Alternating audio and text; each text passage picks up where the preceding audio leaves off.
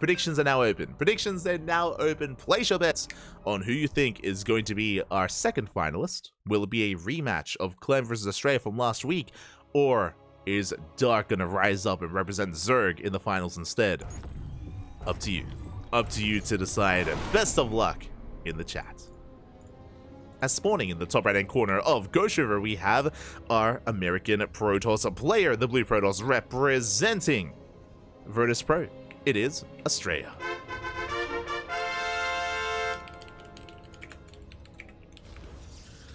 And spawning in the top left hand corner, we have the South Korean Zerg player, the Red Zerg, representing Talent Esports. He's been patiently waiting for so long today for his matches, but he's here. He's arrived. It is Dark.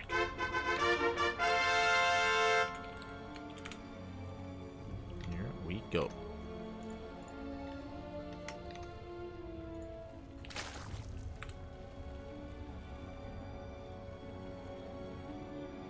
USA's best Protoss versus Korea's best Zerg. True. I would definitely stand by that. Astrea, I mean, Astrea isn't just the best Protoss in the Americas. Astrea is the best player. Astrea, straight up, he's the best player currently in the Americas. He has been holding that #1 title ever since Neeb left. Ever since Neeb did retire, Astrea, he stepped up. He has filled Neeb's shoes. And Astrea has been holding that mantle of #1 in the Americas ever since. We've seen some players try to contest against him, like Kelazur, like Trigger as well, but like Future. But I would say that Astrea has been solidly #1 for the past couple of years. Meanwhile, Dark, likewise the #1 Zerg player in the Koreas. He's also our most recent GSL champion. So we've got some big names facing off, some heavy hitters. And again, we're loading in to Ghost River. Oh boy. Here we go. So we are settling in. For now, Hatchgas pulls standard opener out of Dark. Likewise, Astrea going for a gate expand into Cybercore. Everything is looking normal for the time being. Nothing crazy, no 12 full, no hatch block. Nothing crazy yet. Now, as we load into this map, for those that are curious, Ghost River has one of the shortest rushes, or is one of the shortest rushes maps in the map pool. Very small, very congested map as well. This map is smaller than Post Youth, but the rush distance is a little bit longer. I think Post Youth is 30 seconds, and Ghost River is 31, right? Something like that. Something like that.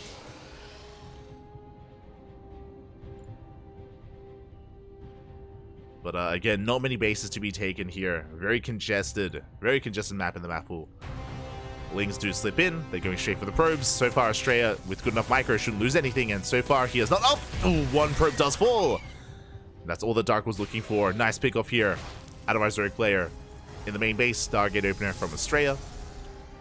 Should be Stargated to Oracle. We have additional Lings on the way. Dark's just trying to keep up with the adepts of the Protoss. So far, is pulling it off.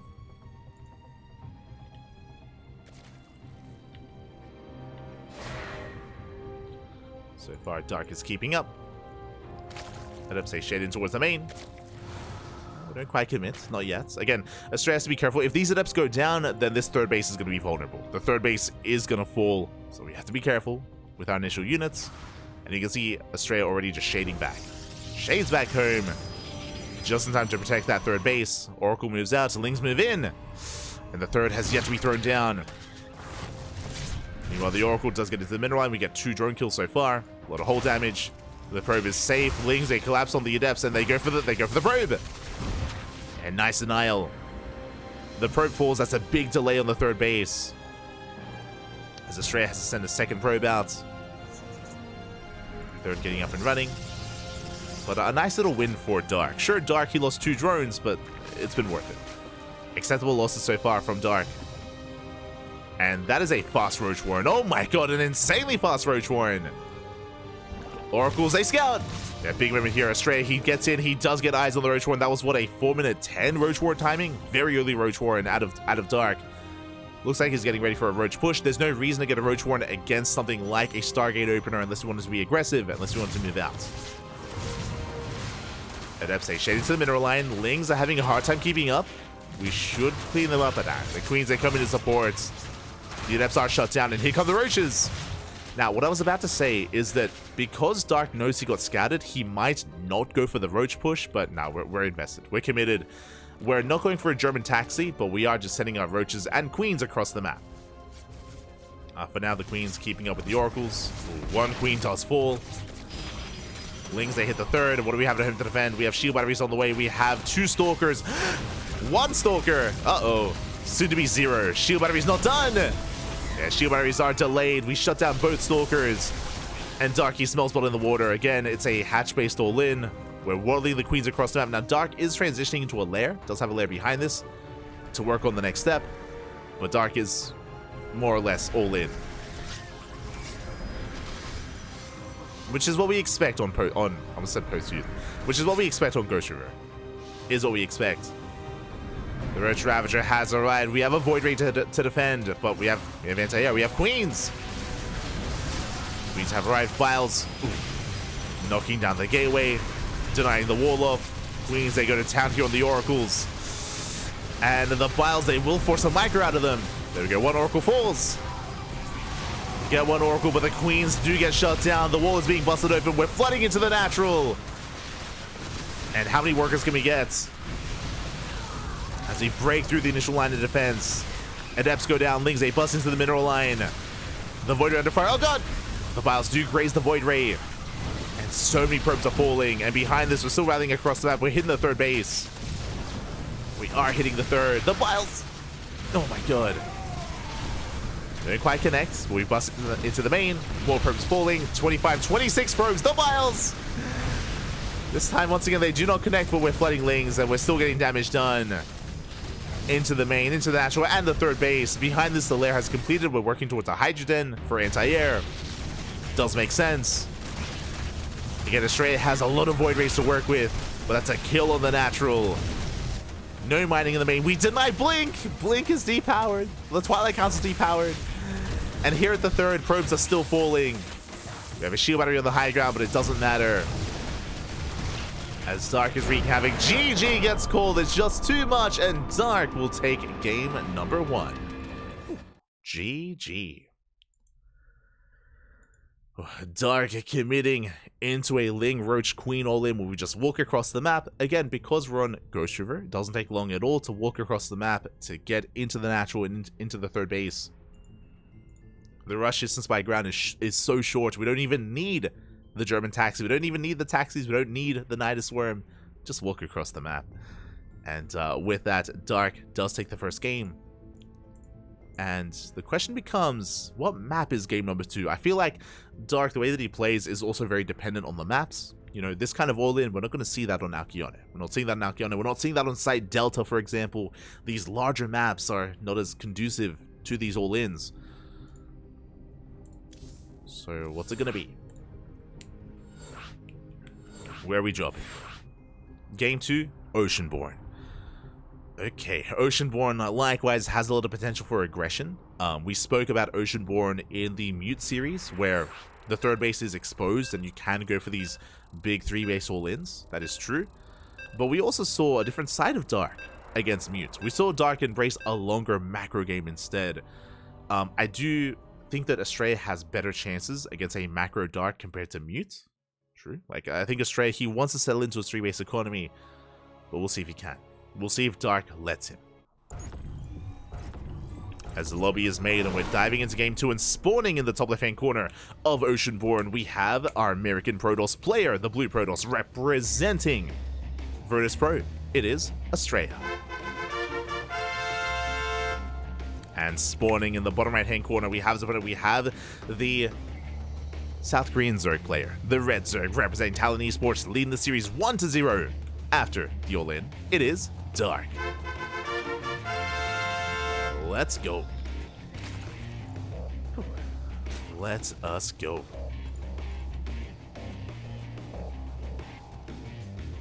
Again, unfortunately, Astrea, he bled out a lot in the lead up. Oh, hello, Mr. Joe. He bled out a lot in the lead up to the all-in. As a reminder, Astrea, his third base was delayed. He lost his adepts. He lost his stalkers, all before the shield battery did finish. So it was a cascading effect there in favor of Dark, where Astrea was bleeding out these early units, and it doesn't sound like a lot, but it was 3 adepts, I think it was even 4 adepts, and 2 stalkers before the all-in, and that meant that there was no army. Astrea, he had, I think, like 2 adepts remaining when the all-in hits. Like, he had no ground army to speak of. And that's why the push was so successful. That's why the aggression did so well for Dark, is because in the lead up to the all-in, Astrea bled out far too many units, and again, that early on, every unit does count that much more. And now we're settling in. We're settling into game 2. Is Dark going to go for another all-in, or do we see a different side of Dark again? Do we macro? Do we drone? Do we take a 4th base? Do we embrace a longer game?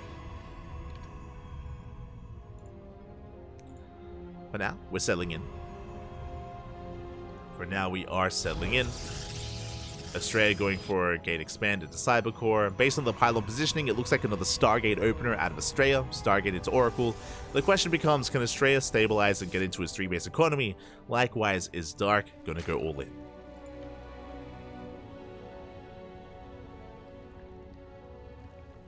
See if he can, if he does. But now we do have our initial links on the way.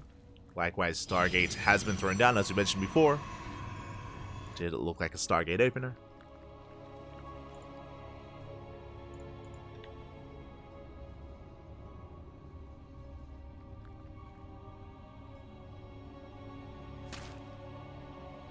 Is it looking like a Stargate opener here? There's our 3rd base from Dark. Again, everything looking pretty normal. Everything looking as it should so far. I mean, sure, Astrea is trying to escape with the probe, but alas, the Lings... Oh, the stutter stepping out of Dark. Very nice positioning. Catches the probe. We have another wave of Lings on the way, but that is just to defend. That is just to keep up with the Adept. As the Adept will threaten the Shade. Oracle's on the way. Being pumped out as we speak.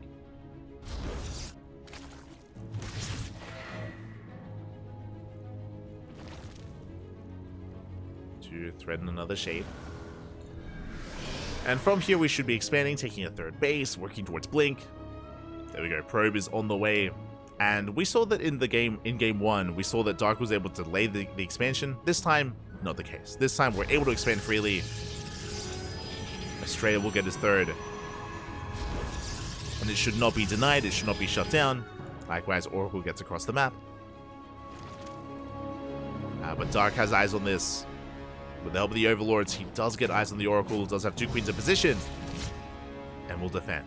Meanwhile, that is a Twilight Council before the 3rd is done.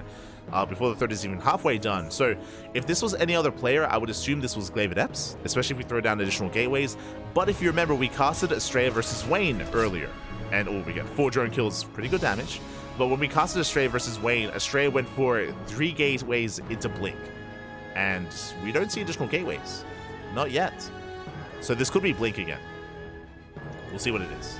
Show us Blink or Glaives. There it is, Blink is on the way. So this is a very similar build to what Astrea went for against Wayne in the quarterfinals. And the way this works is... Oh, we're rushing into a lair. Okay, we're popping up. But the purpose of this build for Astrea, as the Oracles, they take too much damage. 1 Oracle goes down. We have 1 more left in the natural. Takes a lot of damage, a lot of hits. Astrea has to get the hell out of there. But this, because of the fast blink timing, we're able to be more active. It does mean that the Forge is delayed and +1 is delayed, which is true, but Astrea can be much more aggressive early on with our first wave of Stalkers, and there's a lot of micro potential available for Astrea. Meanwhile, Dark, he skipped his Roach Warren. What does that mean? Lair is about to finish. This looks like Ling Hydra.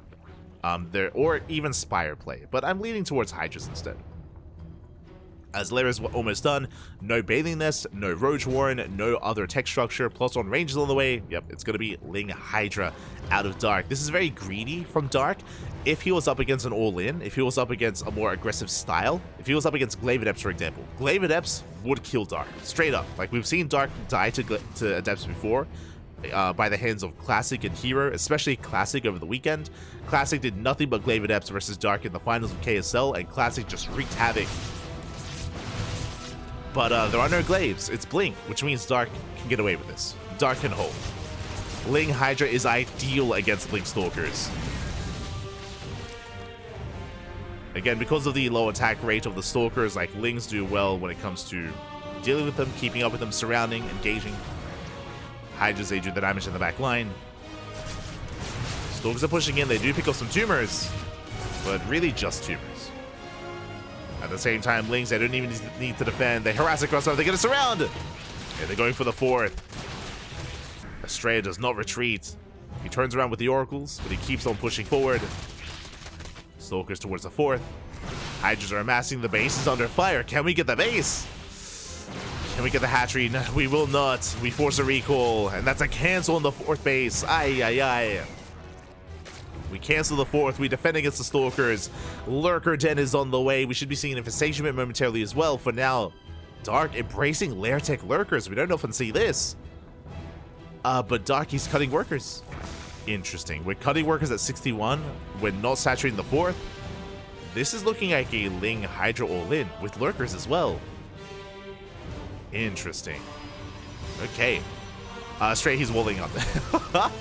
Astrea, he realizes how much danger he's in. He throws out a wall of cannons and shield batteries. Again, Dark is committed. He is all in on 3 bases. That is 61 workers. That's all we have. Ling Hydra has arrived. Lurkers on the horizon as well. Shield batteries are finishing. They're about to complete. We're bleeding off a lot of units already. Yeah, Stalkers under fire. Oracles going down. These are slow lots as well. But where are the Lings? We're running out of Lings. Hydras, they're going to have to retreat. They're going to have to back off. Yeah, they have to respect the Stalker army. Now, as the Hydras back off, show us the Lurkers. There they are. 3 Lurkers on the way. Again, Dark just rushing into Lurker Tech. Lair Tech Lurkers at that. Rotating on the right-hand side. Catching a cannon. Likewise, dancing with the main army. Lurkers pushing forward. Hydras are getting picked off, though. Some rough losses there. For Dark, but the Lurkers, they do burrow. And we need detection. We have cannons, but no Observer. Observer's on the way. The Lurkers are slowly pushing forward. More Lurkers are laying behind this. More Lurkers in production, and Dark, he smells blood in the water. He's so close to breaking Astrea. Yeah, Spine Shot's going off. The Archon goes down. Observer has arrived to get the Revelation. Do get the Revelation, but it looks like it's just too much. Yeah, the Lurkers are encroaching upon the base, upon the third. Still rallying more Lings. Dark overextending. Hydras are going down. And that was a big loss for Dark, leading out a lot of Hydras. Going for the Immortal, doesn't get it. More Hydras falling. Astrea, he's so close to defending. He's so close. Lurkers are pushing forward. We get the Revelation. Shield battery goes down. Oh, we rallied the Overlords in. Overlords are falling one after the other. We're still rallying Lings in towards the third base. No more cannons. Running out of shield batteries. The Stalkers, though, that Stalker out looking strong. And we avoid the Lurkers. That's the thing. Dark, he has to fight within range of the Lurkers. Storm has completed. Oof. 2 Storms go down. Lurker shots going up. Shield battery doing what they can. Lings have arrived. Just in time collapsing on the Stalkers. And yeah, we need to edge on ever closer. Getting within range of the base. But we're running out of Hydras. It's so close. The Immortal goes down. There's 1 Immortal left. Oh my god. Such a close hold here. We're down to 3 Hydras and it looks like Astrea's done it. Astrea, he holds. Oh, or has he? Again, it's still so close. We're down to 2 Lurkers. 2 Lurkers left. We're getting within range. Oh my god. Yeah, the Observer's gonna be targeted down as well. No detection. GG gets called, and Dark barely breaks through. He will take the series 2-0, eliminating Astrea from the tournament. GG. Oh my god. GG, well played. A 3-base Lurker all-in from Dark off of Hatch Tech. Remember, there was no Lurker range, no upgrades for the Lurkers whatsoever, except for +1 range, of course. And Dark was able to break through, just barely was able to break the defenses of Astrea. It was close, though. It was very close between Dark and Astrea, as Dark was overextending and bleeding out a lot of Hydras at the time. At the same time, though, the Lurkers were doing a lot of damage in the back line. Lings were flooding in. We were still picking off cannons and shield batteries and stalkers, and it was barely enough. Just barely. GG. GG, well played. Congratulations to Dark, and my condolences to Astrea. He will be denied another finals run. As a reminder, Astrea did make it to the finals last week, but not this week. Not this time. It's going to be a ZvT between Clem and Dark. Let's go.